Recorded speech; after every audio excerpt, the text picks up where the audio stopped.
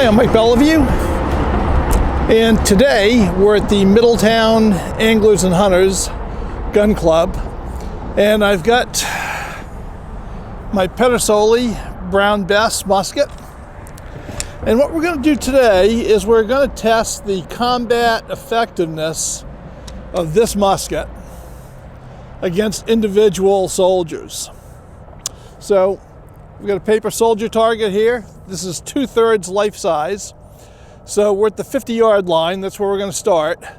And that would be, based on the size of my target, that would be about the 80-yard point blank range for the Brown Bess musket. Now,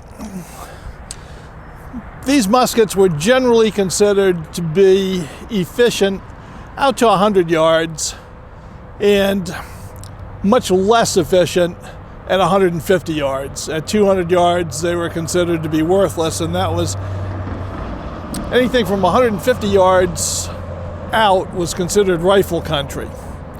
But these days, we don't even seem to believe that these guns can shoot 25 yards using normal military loads, and that's what I'm going to be using. I'm going to be using military standard 18th century loads for the British Army, and I'll show you those in a bit. So you got to forgive me. We're here at the Middletown Anglers and Hunters because they have a sufficiently long range.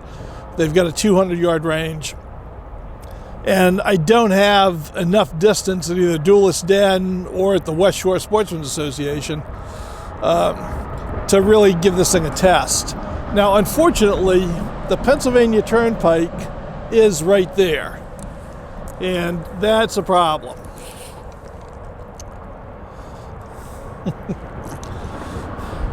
So we're dealing with the noise from the turnpike. Now, I am making every effort I can to cut the noise down. In fact, I'm using a clip-on type lavalier microphone instead of my usual microphones. So I'm hoping that we can cut out some of that noise. I won't know till I get on the editing deck and see. But let me tell you a little bit about the Brown Bess and what it was expected to do.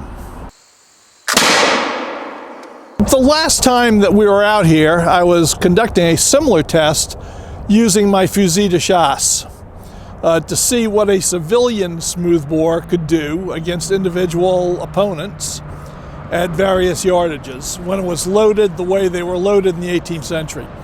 I mean, today we tend to load these guys with patched round balls just like a rifle, which of course makes them much more accurate. But that's not the way they loaded them in the 18th century. And the conception today is that using loose ball or using paper cartridges is totally inaccurate, that the ball just wobbles down the barrel and goes who knows where when it comes out. And to be honest with you, that is not true. And I'm hoping we can prove this today. If we don't, it'll probably be my fault, not the gun's fault. But I know a lot of you are going to say, well, they wouldn't have shot against individual targets in the 18th century. They would have shot against mass formations, volley fire. And that is true, and it isn't. And it really depends on where you are. If you are on a European battlefield, sure, that's exactly what you do. If you were in some of the stand-up Revolutionary War battles, yes. But a lot of the fighting in America was not like that at all. Particularly the French and Indian War, there were very few stand-up massed infantry battles. I mean, pretty much Plains of Abraham, and that's about it.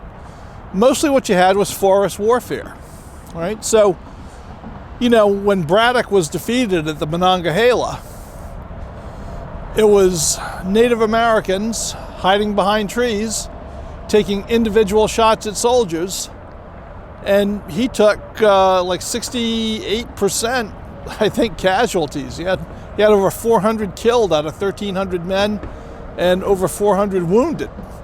So somebody was hitting something with smoothbore muskets, right?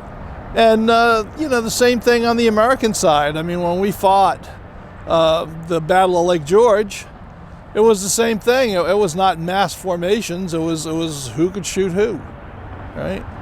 And most warfare was that way in America in the French and Indian War. So The fact is that British soldiers were trained to shoot at the mark, as it was called.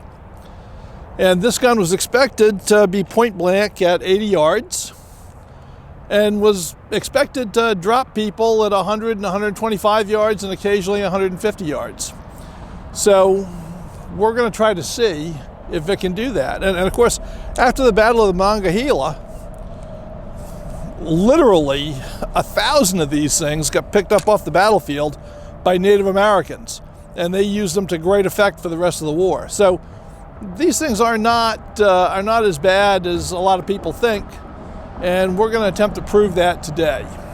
I'm going to be loading this with standard military charges in paper cartridges, and they're carried in a cartridge box, and they look like this.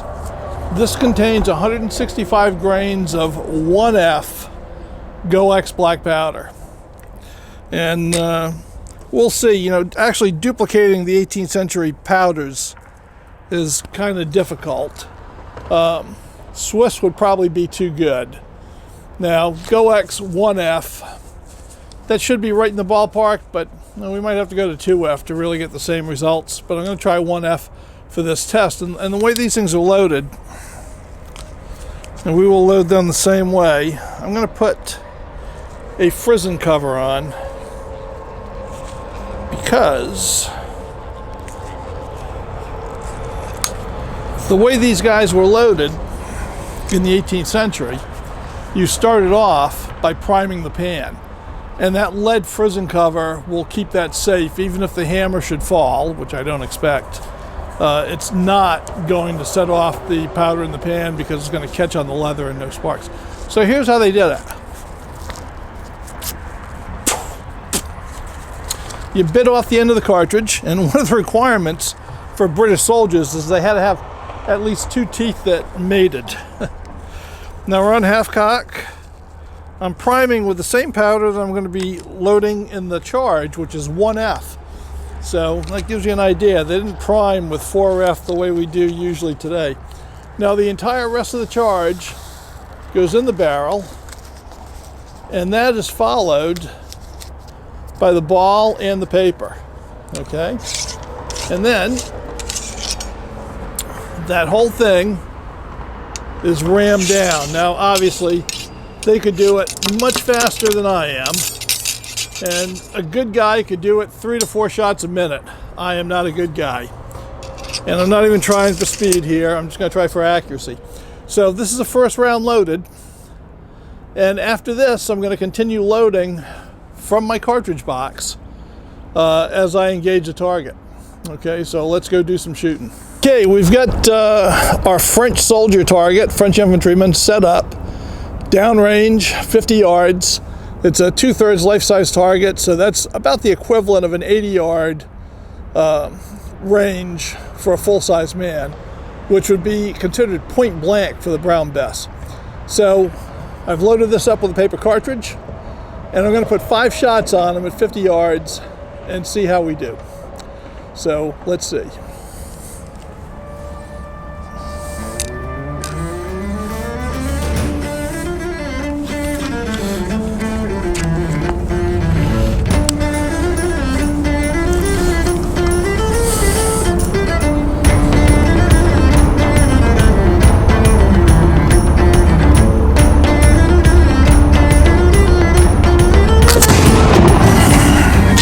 A little bit of a delay there, huh?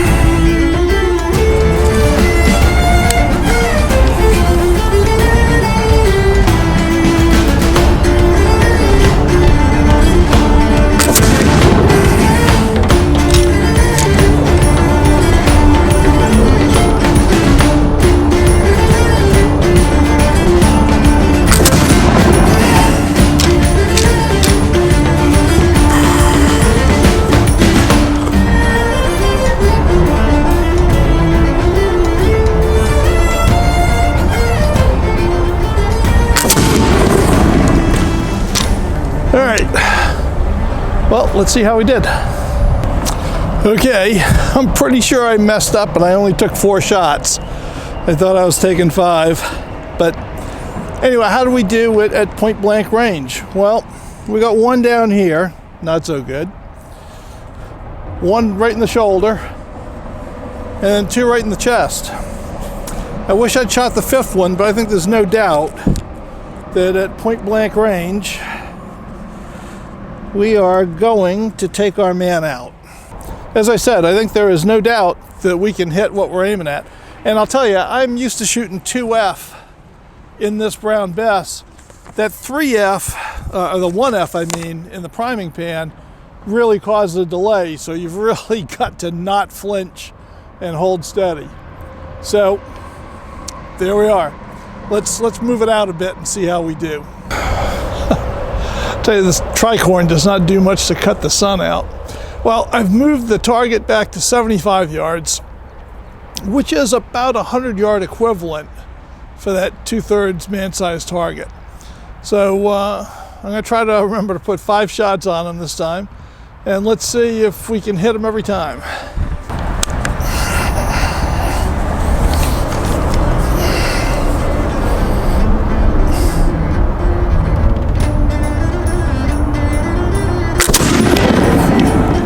One.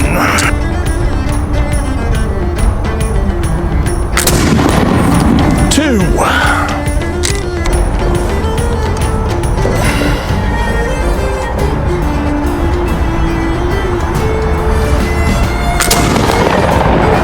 Three.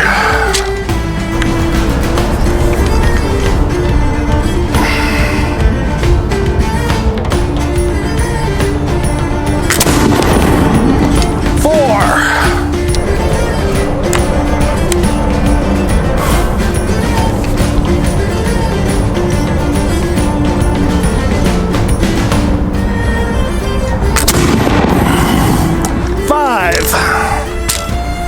All right. Well, at least I remembered to shoot 5 this time.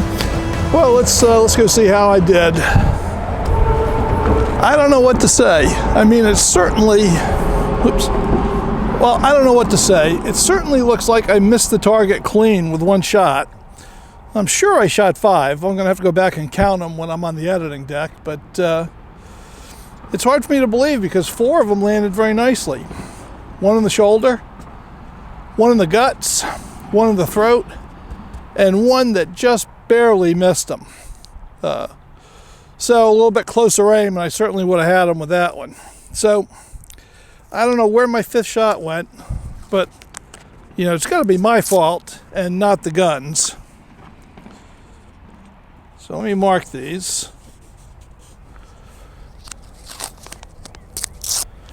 So this was 100 yards equivalent shooting. And as you can see, you would not want to be on the receiving end of this stuff because almost everything landed, you know, except for obviously that wild shot. Which maybe I still had too much. I cleaned between strings, and maybe the barrel was just still too wet. I don't know. But whatever it is, like I say, I missed them clean. But with the others, bang, bang, bang, and just barely missed him. And I'm sure he would have pooped his drawers right there. I know I would have. All right. Well, next thing to do is to move this bad boy back to the 100-yard point, which will be about a 150-yard equivalent for us, and see if I can land any shots from there. Well, we've gone at 50 yards and 75 yards, which on the 2/3 of a man-sized target is about the equivalent of going 80 yards and just over 100 yards. So now I've got the target positioned 100 yards downrange, which for the size of the man on it is equivalent to about 150 yards. And 150 yards is really the outside limit for the Bess.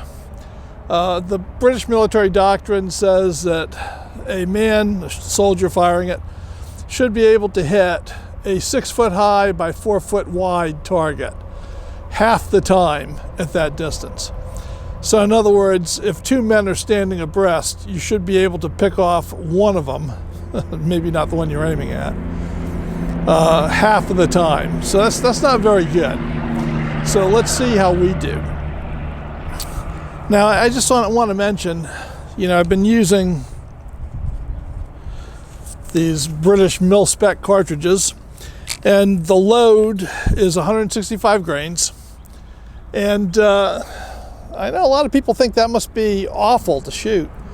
And in fact, the recoil is not really that bad at all. I mean, you certainly know you're shooting a gun, but it doesn't rock your world. It's not, you don't have to look away and open your mouth the way they say a lot of British soldiers did because they couldn't stand the recoil while they were firing. And it's just not that bad. It's controllable.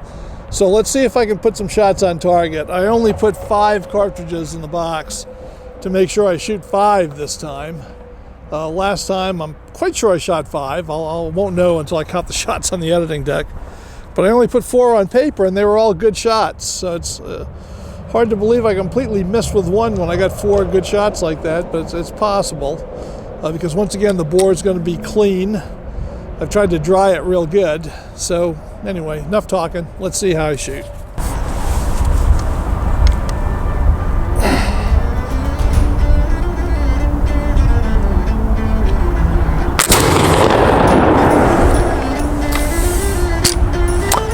One.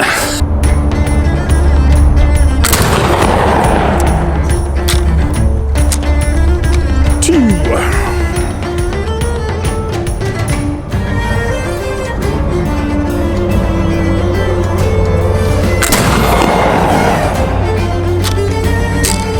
3. 4.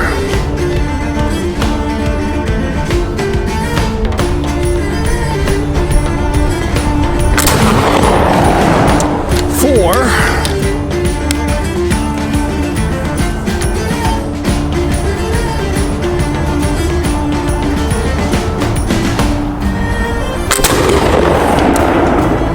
5. All right, let's see how we did. Right, once again, I've only got 4 shots on the paper. 1, 2, 3, 4. So I've got to assume that my first shot from the clean bore is going astray.